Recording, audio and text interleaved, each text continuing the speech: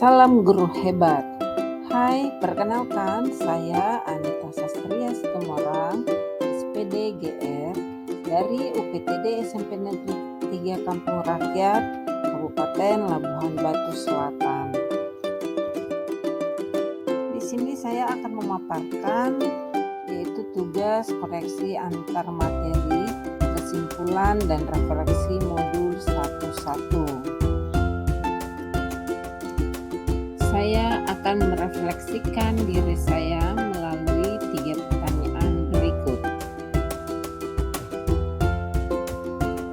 Apa yang Anda percaya tentang murid dan pembelajaran di kelas sebelum Anda mempelajari modul 1.1? Pertama yaitu proses pembelajaran berpusat pada guru. Selama proses pembelajaran berlangsung, saya banyak menggunakan metode ceramah sehingga anak hanya bisa mendengar dan memperhatikan saja.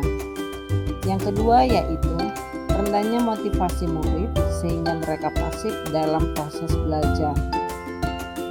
Saya memperhatikan banyak anak yang malas bahkan tidak bersemangat dalam proses belajar mengajar. Ini dikarenakan karena mereka merasa bosan. Yang ketiga yaitu guru kurang memahami karakteristik siswa. Saya masih menyamaratakan kemampuan semua anak. Dengan demikian, pembelajaran pun menjadi monoton. Saya kurang memperhatikan apa sebenarnya karakter mereka, bakat, dan minat mereka. Yang keempat yaitu pembelajaran berfokus pada ketercapaian KKM dengan mengutamakan perkembangan aspek kognitif anak. Nah, di sisi lain saya hanya memperhatikan nilai kognitif anak. Dengan memperhatikan hal tersebut, saya menganggap bahwa anak yang memiliki nilai kognitif tinggi itu adalah anak yang pandai dan anak yang bisa. Ternyata saya salah. Tidak selamanya anak yang memiliki nilai kognitif yang tinggi adalah anak yang bisa. Saya juga harus memperhatikan nilai yang berasal dari afektif dan psikomotorik anak, karena setiap anak itu berbeda. Pertanyaan kedua, apa yang berubah dari pemikiran atau perilaku Anda setelah mempelajari modul ini?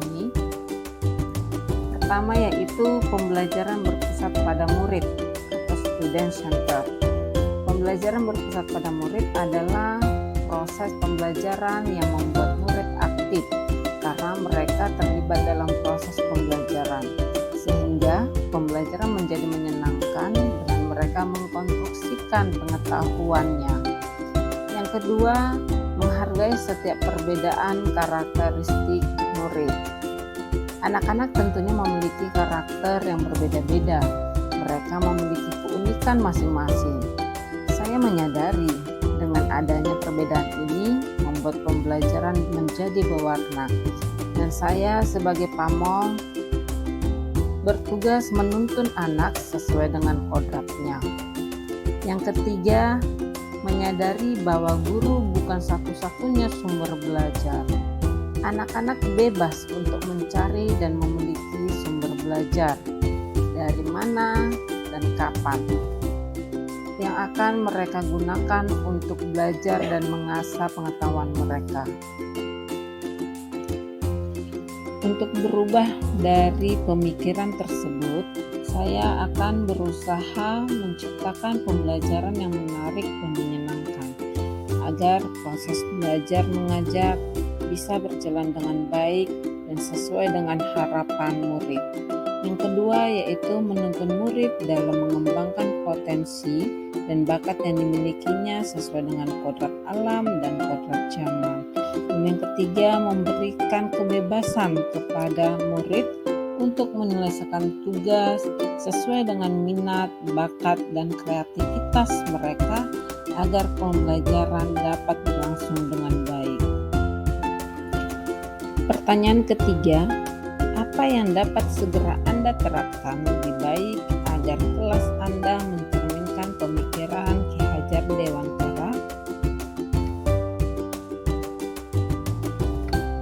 pertama yaitu merancang dan melaksanakan pembelajaran yang interaktif dengan melibatkan murid sehingga mereka merasa nyaman dan belajar menjadi bermakna.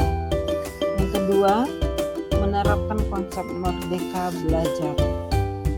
Bebaskan murid dalam bereksplorasi, dalam menentukan belajar yang mereka inginkan. Yang ketiga, pembelajaran yang mengutamakan aspek budi pekerti. Keempat, penerapan sistem AMONG. Saya akan memberikan tuntunan, bukan lagi tuntutan, agar mereka nyaman dan mereka bisa menjadi pribadi yang lebih baik lagi. Yang kelima yaitu pembelajaran sesuai dengan kodrat alam dan kodrat zaman. Dengan demikian, maka kesimpulan yang diambil adalah pendidikan adalah menuntun anak sesuai minat dan bakatnya. Pendidikan sejatinya adalah berhamba pada anak. Pendidikan yang humanis dengan konsep AMONG, memberi teladan, membangun motivasi, dan memberi dorongan. Perlunya menanamkan budi pengerti yang baik dalam pendidikan.